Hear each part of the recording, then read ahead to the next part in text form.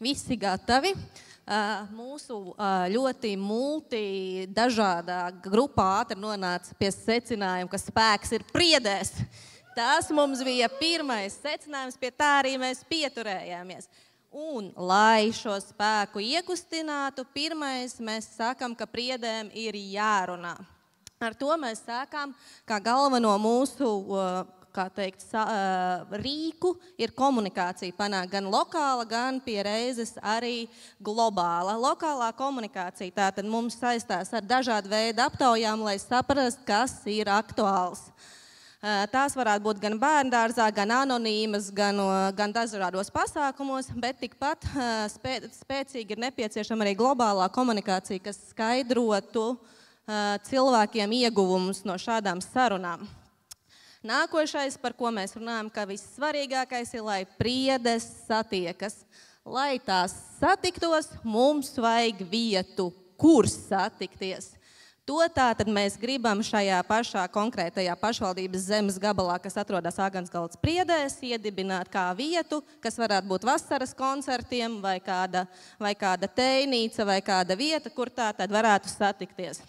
Šajās tikšanās ir tas arī spēks, ko arī rāda pierādi no citām pašvaldībām, it īpaši, ja sadarbojas seniori ar jauniešiem, kuri viens otru respektē, tad var panākt lieliskus rezultātus. Nākamais mums ir priedes staro.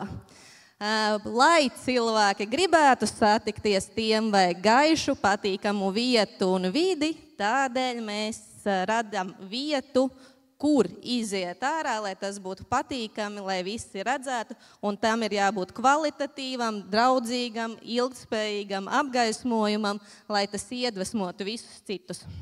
Un tālāk visi ceļi ved uz priedēm.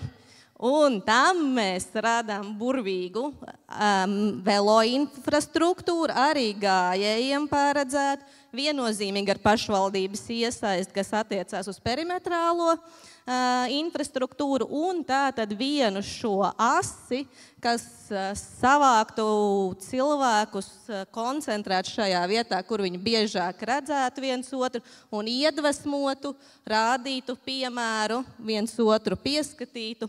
Un šī būtu tā vieta, kur arī papildus satiktos visi. Tātad, un pie tās komunikācijas jautājuma mums ir arī spēcīgs priekšlikums, kā tad sākt komunicēt. Un nekas nav labāks par vecām labām lietām. Šī tāfele, kur mums jau arī šodien vienā prezentācijā parādīja, cik tas lieliski strādā. Radām tāfeli, kur katrs var rakstīt tātad savu šo anonīmo vai publisko ziņu ar jautājumiem un redzēt, kā šī komunikācija veicās.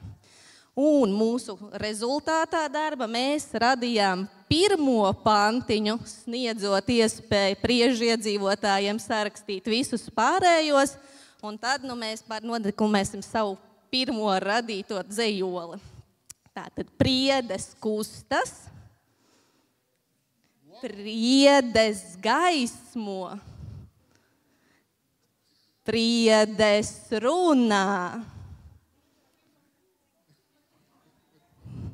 un mūs visus vieno